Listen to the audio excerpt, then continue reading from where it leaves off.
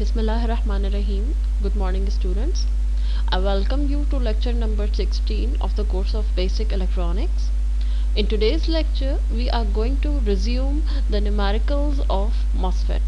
So let's begin. So here we are at the question number 3. Here again, please read that we are to design the circuit such that the drain voltage should be 0.1 volt, and they are also asking to find the effective resistance between the source at this operating point, and parameters of the threshold voltage and the value of this constant is already given in the question.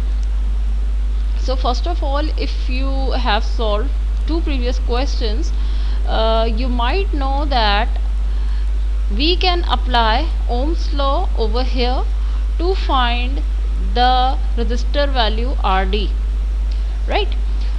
What this Ohm's law will be? It will be 5 minus VD over RD is equal to the drain current which actually will be flowing through here.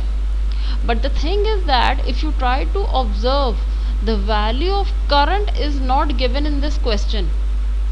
So I not only need the value of this resistor RD, but I also need the value of the current ID. And for current I have two equations. One is for triode and one is for saturation. So which equation should be used? We don't know which equation should be used. Therefore, first of all, we will be finding the mode of operation, after which we will be able to say which equation or which mode equation should be used for the current. Okay? And then once we have the value of the current, we will be using it over here to find the value of the resistor RD. So first of all, here you can see I haven't written the data over here. आप data लिख लीजिएगा. All of the values which are given in the question can be considered as the data of this numerical. अच्छा, again to find the mode of operation, we can write VDS and VGS minus VT. We can always expand VDS as VD minus VS and VGS as VG minus VS minus VT. Minus VS can be cancelled from both sides. If you don't want to cancel it, what you can do, you can simply replace it with the value 0, क्योंकि source की value यहाँ 0 already given है. आप ये लिख सकते थे. अच्छा, मैं अगले स्टेप में VD की वैल्यू क्वेश्चन में ही गिवन है. The drain voltage is 0.1 volt. It is over here.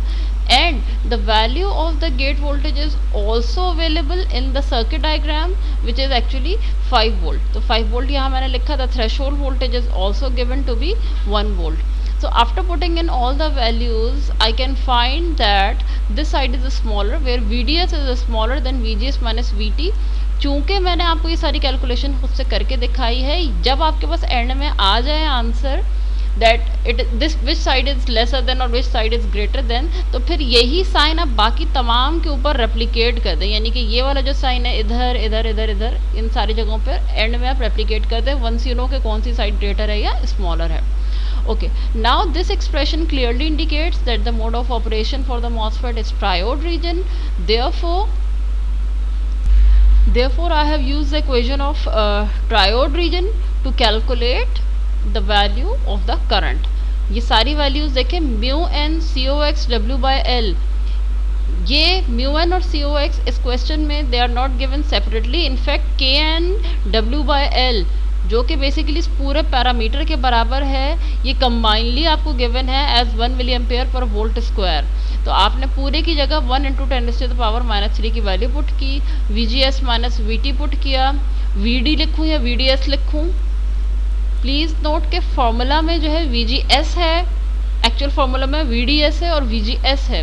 तो चूंकि यहाँ सोर्स वोल्टेज 0 है, तो जो बेसिकली मेरी VG की वैल्यू थी वही मेरी VGS की भी वैल्यू आ गई. तो 5 आ गया VGS, VT 1 आ गया, VD या VDS बराबर है इस क्वेश्चन में क्योंकि सोर्स 0 है. 0.1 आ गया, 1/2 एज इट इज़ है, और VDS 0.1 का स्क्वायर. ID की वैल्यू आपके पास आ गई, ये वाला current. Once you have this current, you can easily apply Ohm's law over this part. For example 5 minus VD over RD is equal to the current ID. ये चीज़ यहाँ पे मैंने लिखी है. Now here we have calculated the value of ID. This next thing that they are asking over here is the value of the effective resistance appearing between the drain and source. Please note and recall that we studied that in case of the triode region, the MOSFET behaves as a resistor, because in triode region the current of the voltage is proportional to the drain voltage of the MOSFET. So here, since we have calculated that the mode of operation is triode, therefore they are saying that what is the resistance between the drain and source. क्या resistance appear हो रही होगी drain और source के दरमियान इस mode के ऊपर. तो मोड ट्रायोड है. ट्रायोड के लिए जो मॉसफेट की इक्वेशन थी इफेक्टिव रेजिस्टेंस की, ट्रायोड में जो एज अ रेजिस्टर बिहेव करता है, ये इक्वेशन ऑलरेडी आप देख चुके हैं कि 1/μ n CoX W/VGS - VT होता है. All the values which are required in this formula are already available. You can simply calculate the value to be 250 ohms. ठीक है, तो ये सारी चीज़ें, ये numerical this was a comparatively easy numerical, क्योंकि तकरीबन प्रीवियस न्यूमेरिकल जैसा ही है, so you can easily calculate all the values. Okay, now we will be starting with numerical number 4. Please look at this circuit. The values of all the resistors are already given over here. Drain की भी resistance की value given है, source की भी given है, और gate पे कुछ इस तरह का कॉम्बिनेशन लगा हुआ है. वी विल सी कि ये क्या चीज़ है. अच्छा, in order to refer easily to the resistors, it is always better to refer them with some name, or it is better to label them with some name. For example, मैं इसको RD कह दूँ, इसको खुद से कह दूँ RS, और फिर लेकिन ये RD या RS अगर मैं सपोज कर रही हूँ तो I should label these things on the actual circuit diagram. ये चीज़ें लेबल ज़रूर कर दें. सिमिलरली मैं इस वाली रेजिस्टेंस को आगे जाके R1 कह दूंगी, इस वाली को मैं R2 कह दूंगी, चाहे RG1 कह दें, RG2 कह दें, या कुछ भी कह दें. लेकिन अगर if you are giving it as any name, you are labeling it with some symbol, तो फिर आप उसको यहाँ पे सर्किट में मेंशन भी ज़रूर कर दें. अच्छा, please note that it is given that we have to analyze the circuit to determine the voltages at all nodes and current through all branches. ये numerical different है from the 3 previous numericals that we have done, because here we are not required to design the circuit. All the resistor values are already given. Here we have to find all the nodal currents and branches. यहाँ पे इस branch में कितना current है, इस branch में कितना current है, या इस ब्रांच में कितना करंट है, यहाँ पे कितना वोल्टेज है, यहाँ कितना वोल्टेज है, यहाँ all of these are to be calculated. तो please note first of all कि जब कभी एक ऐसा मॉसफेट आपको मिले जिसमें ऑल रेजिस्टर्स वैल्यूज़ आपके पास अवेलेबल हों, कोई चीज़ सिम्बॉलिक फॉर्म में नज़र नहीं आ रही, in that case when you are asked to calculate all the voltages and currents, तो आपने 4 पैरामीटर्स फाइंड करने होते हैं. The drain voltage, the gate voltage, the source voltage and one current which is the drain current, जो कि basically drain से भी flow कर रहा होता है और source से भी flow कर रहा होता है, एक ही current होता है. तो जब आपसे कहा जाएगा ये सारे nodal currents and branches find करें, you will be finding 4 parameters including these 3 voltages and the current that I have just mentioned. ठीक है, the remaining are the parameters which are given. Threshold given है आपके पास, ये constant की value given है, and it is also given that we have to neglect the channel length modulation. It means that the current of the MOSFET will remain constant in the saturation region if it is there. अच्छा, चूँकि हम जो है इस वक्त बीजेटीज़ को पढ़ते हुए नहीं आए हैं इन डिटेल, तो हमें एक बात पता होनी चाहिए कि when you start solving any BJT based circuit and you don't know which mode of operation is this, तो हम BJT में हमेशा एक्टिव की assumption करके सॉल्व करते हैं और एंड में देखते हैं कि if our assumption was correct or not. ठीक है, similarly in case of MOSFET, अगर हमारे पास मोड ऑफ ऑपरेशन फाइंड करने के लिए पैरामीटर्स मौजूद ना हो, so what we do, we always start with the saturation region of MOSFET and check at the end if our assumption was correct और नॉट. ठीक है, तो मॉसफेट में जब भी आप स्टार्ट करेंगे, अगर मोड फाइंड करने के लिए all the parameters are not available, और प्लीज़ ऐसा ना हो कि मोड की फाइंड करने की चीज़ें तो मौजूद हों, आपको पता ही नहीं है कि क्वेश्चन में मोड फाइंड हो सकता था, आपने कहा जी मैं अज्यूम करके चलूँगा. ऐसा नहीं होगा. In the special case when all the resistor values are given like this, जहाँ पे सारे resistor values given हैं and none of the drain or the source or the gate voltage is mentioned, क्योंकि मोड फाइंड करने के लिए gate, drain और source voltages का अवेलेबल होना ज़रूरी है. तो in the special case when you do not have all these parameters, you will start with the assumption of saturation in case of MOSFET.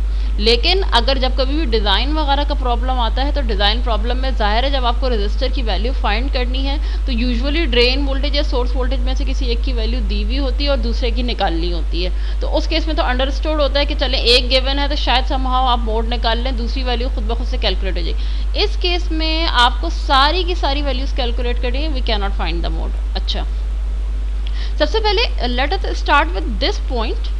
हमें एक बात, it should be very clear to all of us that this branch does not have any current because this is the gate current and we know that this gate current is always zero in a MOSFET. तो इसका मतलब क्या हुआ?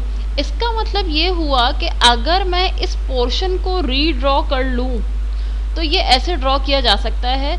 इसलिए draw किया जा सकता है कि इस ब्रांच में जब कोई करंट नहीं है तो इसका मतलब हुआ यहाँ से यहाँ जो भी करंट आ रहा है that has the same value. एक ही करंट है because nothing is going over here.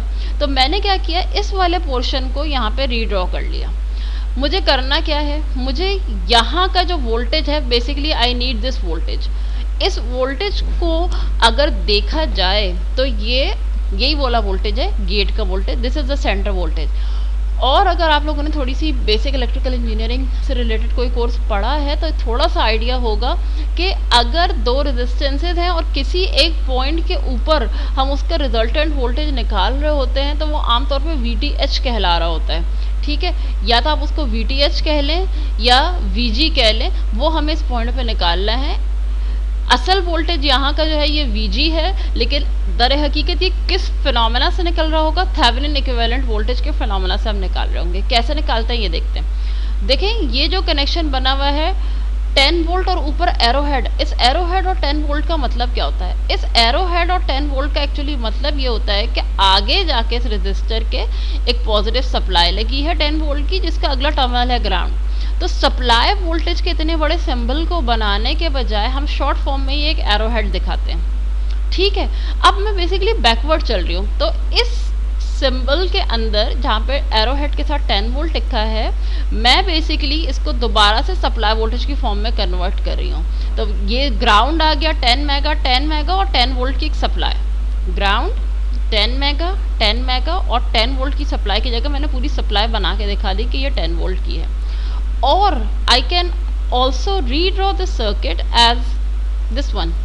Supply voltage वो ये रीड, 10 मेगा ओम का रजिस्टर R1 वो ये रहा.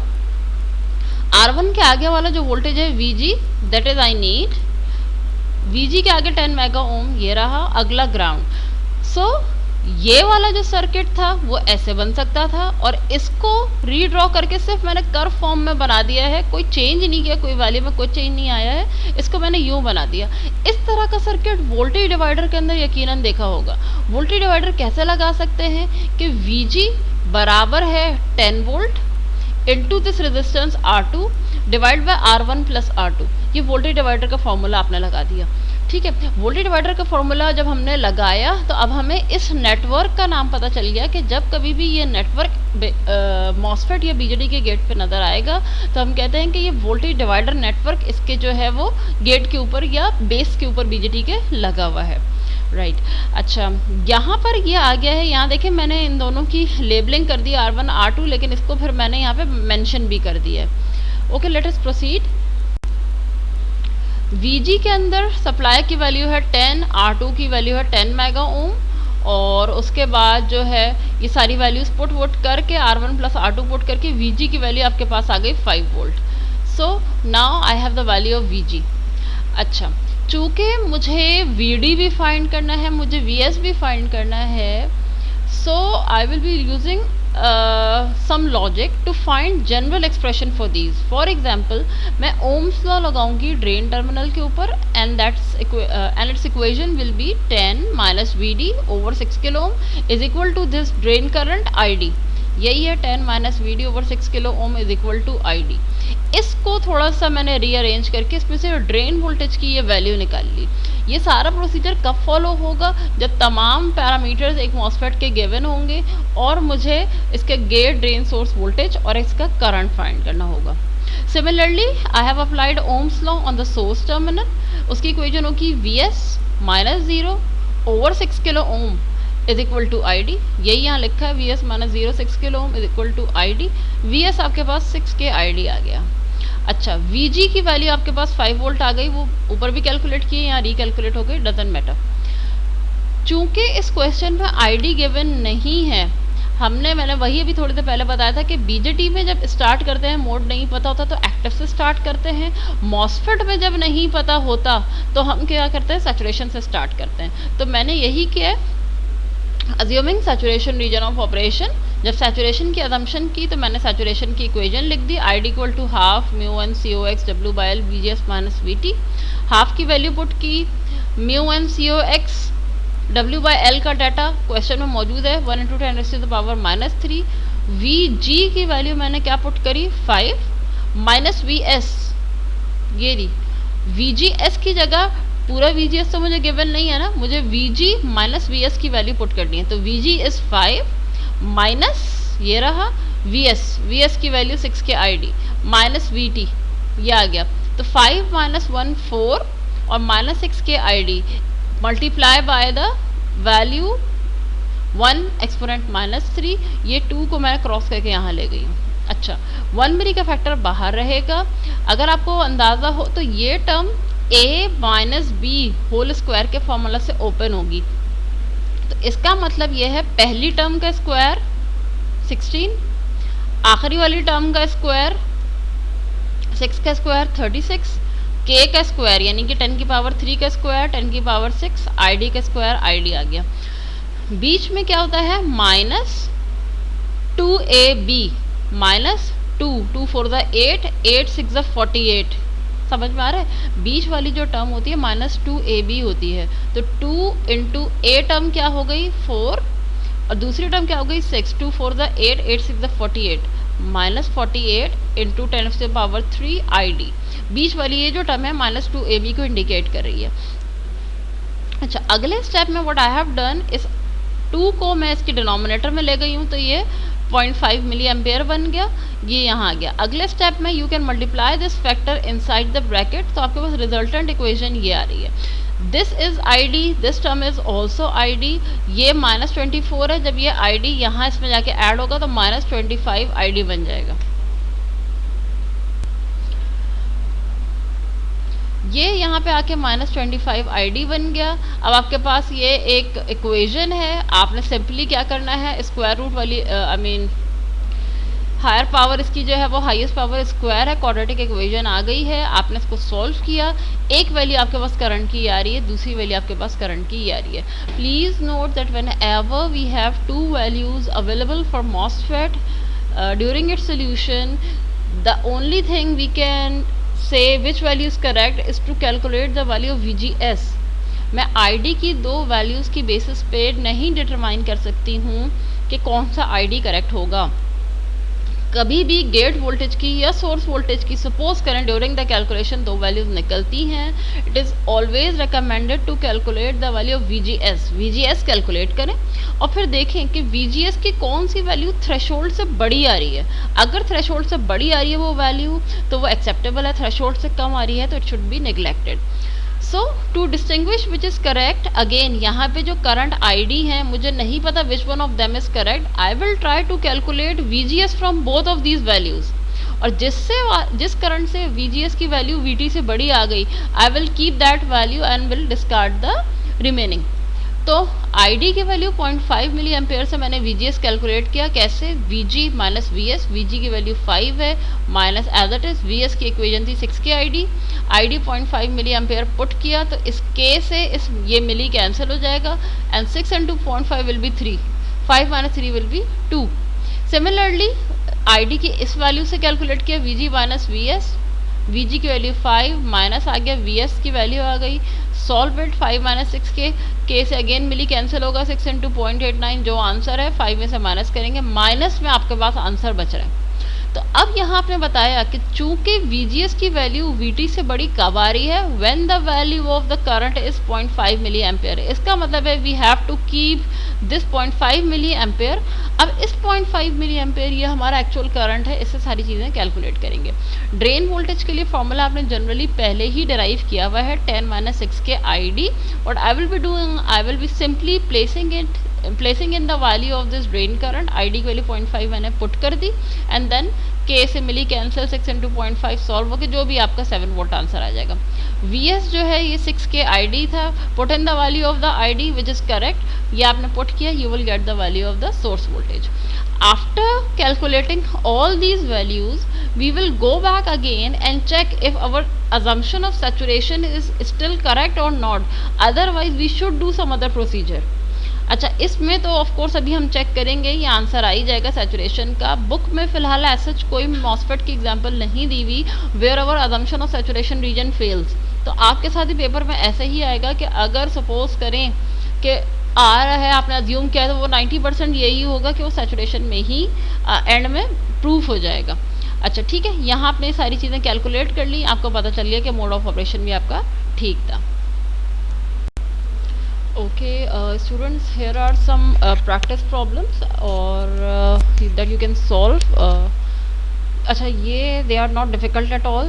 They are just meant for like 1 mark or 2 mark in the paper. इससे ज़्यादा के definitely ये नहीं आएंगे, लेकिन छोटी छोटी सी practice problems हैं that you can do on your own. अच्छा, one thing is a threshold voltage which I need to clarify again. देखिए, थ्रेशोल्ड वोल्टेज जो था वो ये था कि हमने कहा था कि गेट टू सोर्स वोल्टेज की वो मिनिमम वैल्यू जिस पे के इलेक्ट्रॉन्स जमा हो जाएं गेट के नीचे, ताकि वो जो है वो कंडक्टिंग चैनल बना सकें, ये वोल्टेज जो है थ्रेशोल्ड वोल्टेज कहलाता है। हो सकता है कि शायद मैंने डेफिनेशन के अंदर गेट टू सोर्स की वजह से गेट वोल्टेज का वर्ड यूज़ किया था, that was not incorrect, it was correct in relation to the circuit that I explained there. ठीक है, क्या है मैं भी बताती हूँ। देखिए, हमें चेक ये करना है कि गेट टू सोर्स वोल्टेज को थ्रेशोल्ड वोल्टेज से बड़ा होना चाहिए for the channel to be present, और अगर गेट टू सोर्स वोल्टेज जो है वो less than the threshold voltage है तो चैनल नहीं होगा, इक्वल और ग्रेटर में चैनल मौजूद होगा। प्रीवियसली जो सर्किट मैंने आपको एक्सप्लेन किया है उसमें अगर आप गौर करें तो I applied a positive voltage on the gate and the source voltage was zero, जो एक्सप्लेनेशन में आपको फिगर्स के थ्रू कर रही थी या मॉसफेट के क्रॉस सेक्शनल डायग्राम के थ्रू कर रही थी। ठीक है, उसमें गेट पे पॉजिटिव वोल्टेज दे रहे थे, सोर्स का वोल्टेज ज़ीरो था। वो बेसिकली ये फर्स्ट केस था, ये जो मैंने यहाँ मेंशन किया, सोर्स वोल्टेज ज़ीरो, गेट पे कोई पॉजिटिव वोल्टेज था। तो चूंकि सोर्स वोल्टेज ज़ीरो था तो VG माइनस VS जब मैं करूँ, VS ज़ीरो पुट करूँगी तो VG और VGS बराबर होंगे।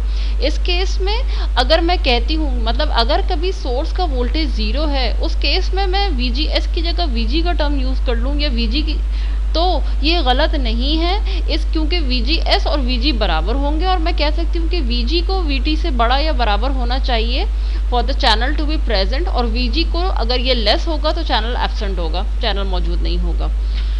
ठीक है, ये स्पेशल केस के लिए है जब सोर्स का वोल्टेज ज़ीरो है तो VGS और VG बराबर होते हैं, तो बजाय मैं VGS लिखूँ मैं VG भी लिख सकती हूँ। ये चीज़ बेसिकली वो है जो हमने पहले पढ़ी ही हुई है, स्टडी कर चुके हैं। मैंने एग्जाम्पल ही आपको एक ऐसे सर्किट की मॉसफेट की दी थी जिसमें सोर्स हमेशा ज़ीरो पे था।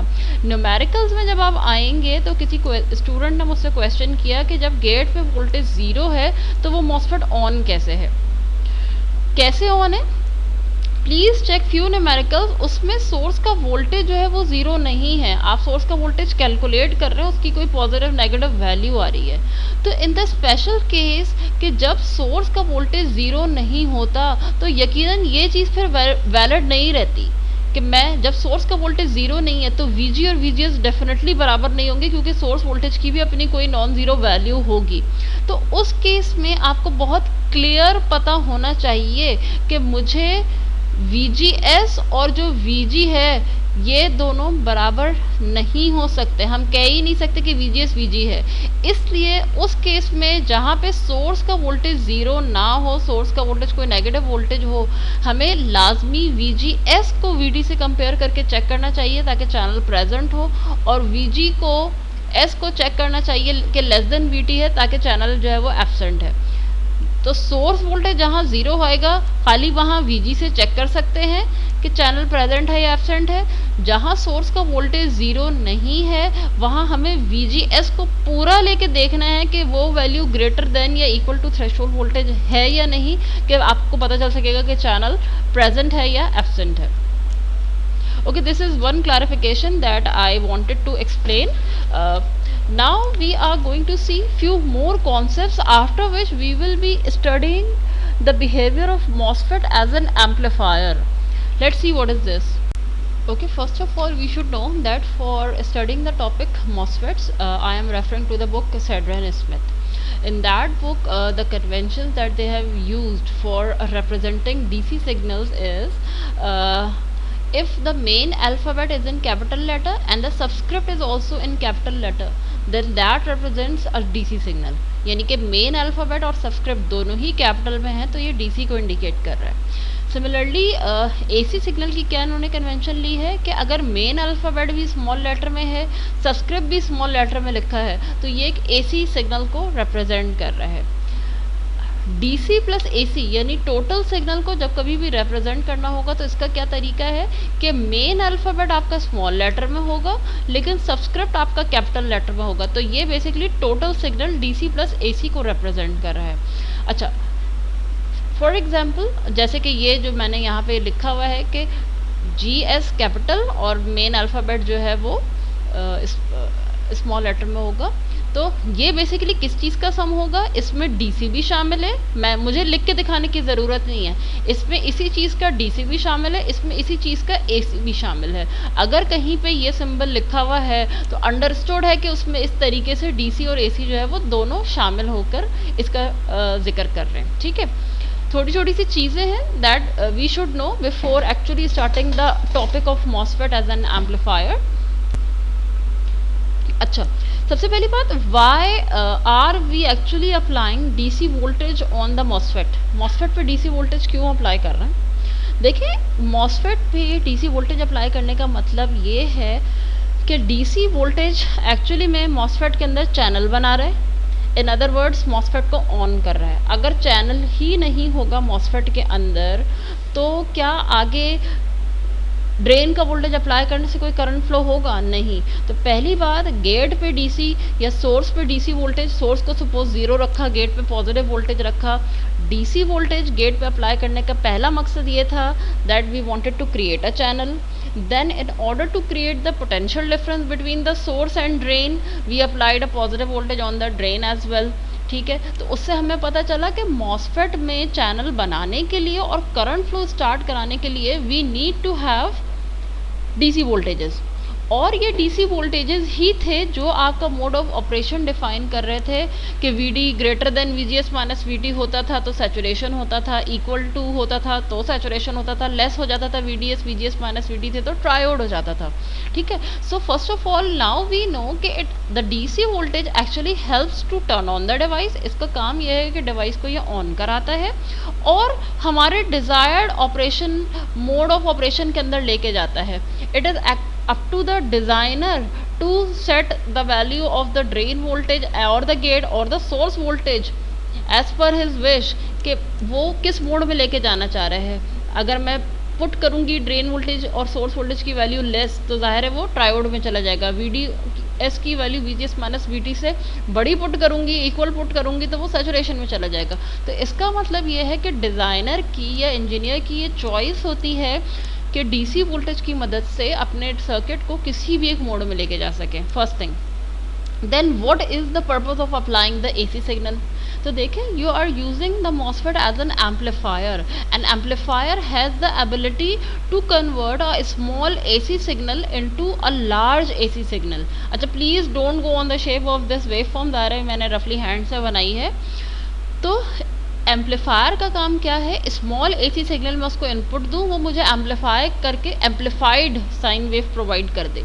तो AC signal is actually that signal which we actually want to apply through which we want to apply to the MOSFET because we want to get it amplified. तो AC signal जो है वो signal है जिसको हम amplify कराना चाह रहे हैं। The thing is that we do not apply the AC voltage only. हम खाली DC वोल्टेज तो दे देते हैं, क्योंकि आपने जितने न्यूमेरिकल अभी इससे पहले न्यूमेरिकल 4 तक किए हैं उन सब के अंदर जो वोल्टेजेस अप्लाइड थे वो DC थे, कहीं AC का जिक्र नज़र ही नहीं आ रहा था। तो खाली DC वोल्टेज आप अप्लाई कर सकते हैं मॉसफेट के अंदर, उससे DC वोल्टेजेस इस्टेब्लिश हो रहे होंगे ड्रेन के ऊपर, गेट के ऊपर, ठीक है, और उसमें से ड्रेन करंट भी गुजर रहा होगा, मॉसफेट का मोड भी सेट हो रहा होगा। We can apply DC voltage alone, okay fine, but we do not apply AC voltage alone, क्योंकि अगर मैं मॉसफेट पे AC वोल्टेज अप्लाई कर भी दूं और वो मॉसफेट ऑन ही नहीं है तो वो उसको कैसे एम्पलीफाई करेगा, ठीक है। तो मॉसफेट जो है, मॉसफेट को एम्पलीफाई कराने के लिए AC वोल्टेज अप्लाई करने से पहले मैं उसका मोड ऑफ ऑपरेशन सैचुरेशन में सेट करूँगी, क्योंकि मॉसफेट की ये एबिलिटी है कि वो सैचुरेशन रीजन के अंदर जब होता है then it amplifies the AC signal. तो मैं DC वोल्टेज पहले से ऐसे सेट करके रखूं कि मॉसफेट का मोड ऑफ ऑपरेशन सैचुरेशन बन रहा हो, उसके ऊपर से मैं एक AC सिग्नल अप्लाई करूंगी ताकि मॉसफेट उसको एम्पलीफाई करके दे। तो खाली AC अप्लाई करने से जब मॉसफेट का मोड ही सेट नहीं होता, जब मॉसफेट ऑन ही नहीं होता, तो खाली AC अप्लाई करने का कोई सेंस नहीं बनता। ओके, अच्छा, this is just an example of the circuits that we already have solved. ये किसी न्यूमेरिकल का एक स्नैपशॉट लिया है मैंने कि जब सर्किट के ऊपर DC वोल्टेजेस अप्लाई किए हुए होते हैं, ठीक है, हो सकता है उसमें RDRS की वैल्यू आपको फाइंड करने कह रहे हो सकता है RDRS आपको गिवन हो, source voltage, drain voltage find करने कह रहे हो, करंट फाइंड करने कह रहे हो। तो when only DC voltages are applied to the circuit, like this is the DC voltage, this is the DC voltage, this is the DC voltage, जब ये DC वोल्टेजेस आपको सर्किट में खाली नजर आते हैं, in that case when we do the analysis of the MOSFET, that is called the DC analysis. In fact, the last 4 numericals that you did were all examples of DC analysis, क्योंकि उसमें sources ही सारी DC nature की थी, कोई ऐसी source नहीं थी। Now see DC plus AC analysis. Now if you have such a circuit given, please see that a DC voltage source is connected here, a DC voltage source ground is here, DC gate to source voltage भी दिया हुआ है, as well as we have an AC voltage source on the gate. So when we have both the DC plus AC signals present in the circuit, what we do, we perform the DC analysis, we perform the AC analysis. हमें दोनों analysis करनी होती है। अच्छा, ये सारा काम हम कैसे करते हैं? We do the DC analysis first and then we perform the AC analysis. यानी स्टेप बाय स्टेप करते हैं, पहले हम DC analysis करते हैं, फिर हम AC analysis करते हैं, ठीक है।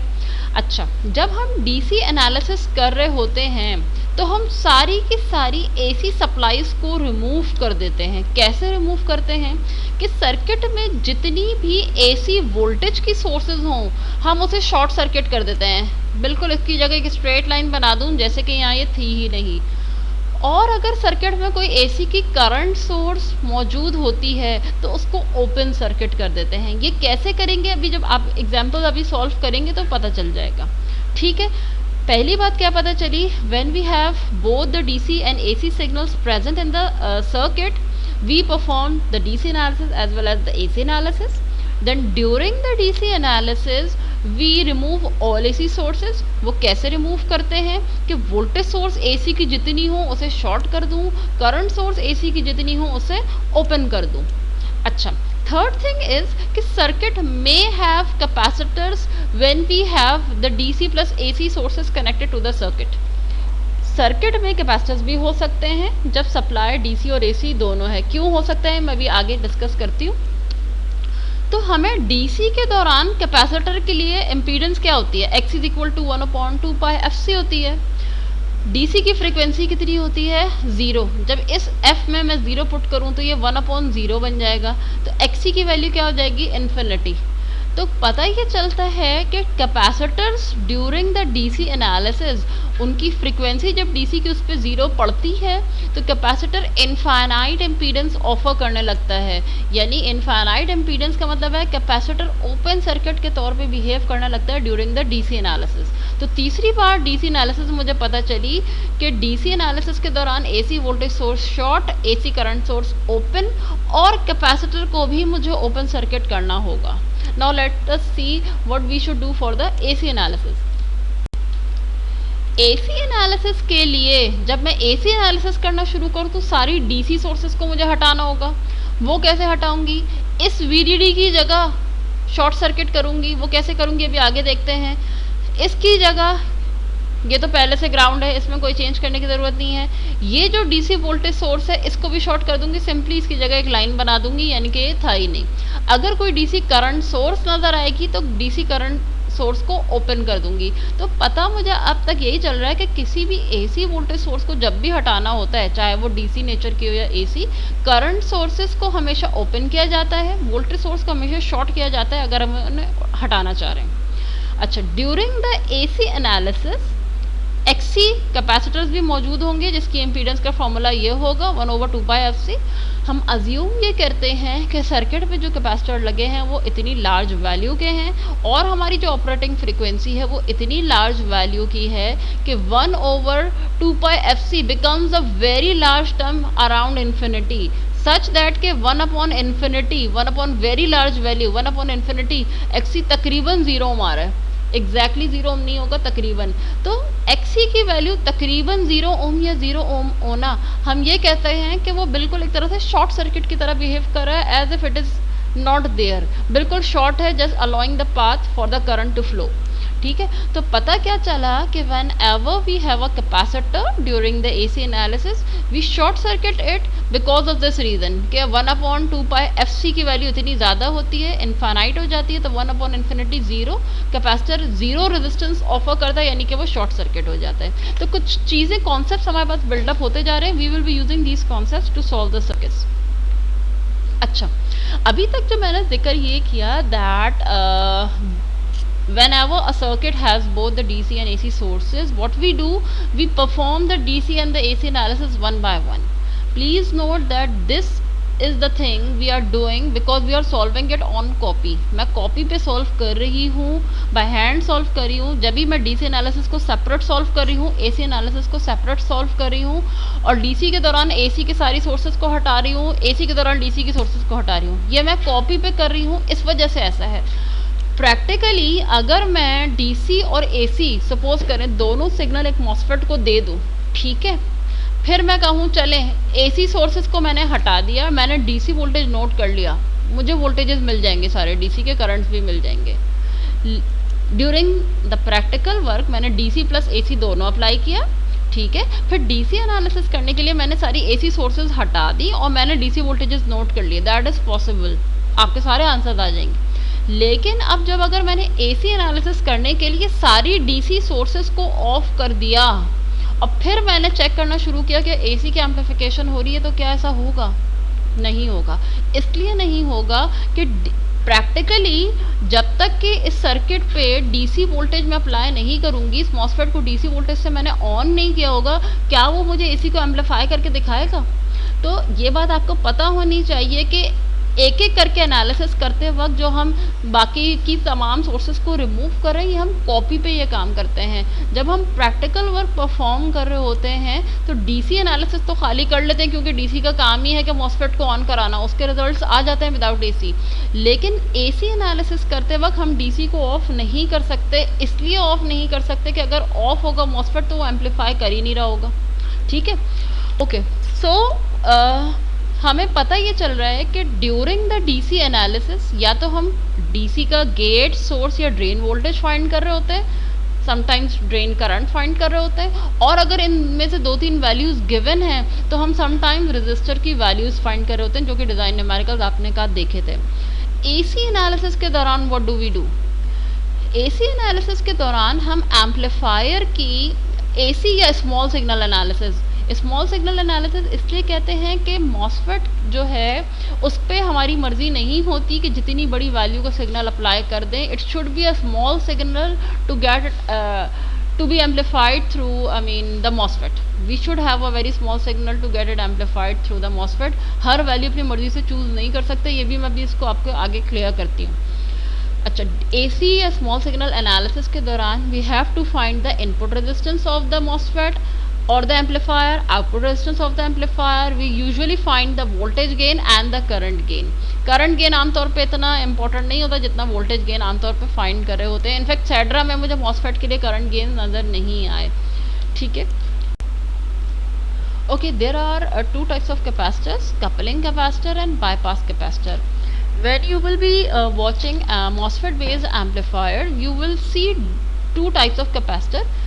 कुछ कैपेसिटर ऐसे होंगे जो सोर्स से सिग्नल लेके थ्रू अ रजिस्टर सिर्फ सिग्नल को आगे फॉरवर्ड करते हुए आपको नज़र आ रहे होंगे. जैसा कि ये कैपेसिटर नज़र आ रहा है कि भाई सोर्स है, सोर्स का सिग्नल आगे पहुंचा रहा है. वो कैपेसिटर जिनका काम सिर्फ ये है कि सिग्नल को आगे फॉरवर्ड कर रहे हों, वो कैपेसिटर जो है वो कपलिंग कैपेसिटर्स कहलाते हैं. कपलिंग कैपेसिटर का काम सिर्फ सिग्नल को आगे फॉरवर्ड करना है. हाँ, आम तौर पे ऐसा होता है. अच्छा, ये बात अब हमें पता चल चुकी है कि डीसी एनालिसिस के दौरान कैपेसिटर ओपन सर्किटेड होता है. तो आम तौर पे कपलिंग कैपेसिटर डीसी सप्लाई और एसी सप्लाई के बीच में लगा होता है कि जब कभी भी डीसी सप्लाई में अप्लाई करूँ ये कैपेसिटर ओपन हो जाए और एसी की सोर्स ऑटोमेटिकली रिमूव हो जाए. ये सब क्या बात है मैं कर रही हूँ, थोड़ा आगे क्लियर हो जाएगा. बट सिंपली इस वक्त ये पता होना चाहिए कि जो सिग्नल को आगे कपल कर रहा हो, फॉरवर्ड कर रहा हो, that is coupling capacitor. Bypass capacitor क्या होता है कि ये किसी भी कंपोनेंट के पैरेलल में लगा हुआ होता है, be it be current source or any resistor or something else. होता क्या है कि bypass capacitor during the small signal or the AC analysis we know that the capacitor becomes short. जब कैपेसिटर शॉर्ट सर्किट होगा तो क्या होगा, AC analysis या स्मॉल सिग्नल एनालिसिस के दौरान ये कैपेसिटर शॉर्ट हो जाएगा. जब ये कैपेसिटर शॉर्ट हो जाएगा तो लीस्ट और ज़ीरो रेजिस्टेंस रास्ता मिलेगा करंट को ग्राउंड आने के लिए. इससे क्या होता है, इससे ये होता है कि इसके पैरेलल वाला जो भी कंपोनेंट होता है यकीनन उस कंपोनेंट में कुछ ना कुछ रेजिस्टेंस होती है. And current always follow the least resistance path. तो करंट क्या करता है, इसके बराबर वाले रास्ते को छोड़ के ऑटोमेटिकली कैपेसिटर के थ्रू गुजरना शुरू हो जाता है. यानी कि कैपेसिटर जब किसी भी कंपोनेंट के पैरेलल में लगे और उसके पैरेलल में लगने के बाद स्मॉल सिग्नल एनालिसिस के या एसी एनालिसिस के दौरान शॉर्ट सर्किट हो जाए के ज़ीरो रेजिस्टेंस पाथ प्रोवाइड करने लगे और उसके बराबर वाले का इफेक्ट एक तरह से ख़त्म हो जाए. करंट यहाँ के डिसाइड करे कि अच्छा भाई यहाँ तो रेजिस्टेंस ज़्यादा है, यहाँ रेजिस्टेंस नहीं है, मैं इस रास्ते से गुजर जाऊँ, इसका इफेक्ट हो गया नलिफाई. तो ये कैपेसिटर कहलाएगा बाईपास कैपेसिटर, क्योंकि इसके बराबर में रखी हुई चीज़ जो है वो बाईपास हो गई है.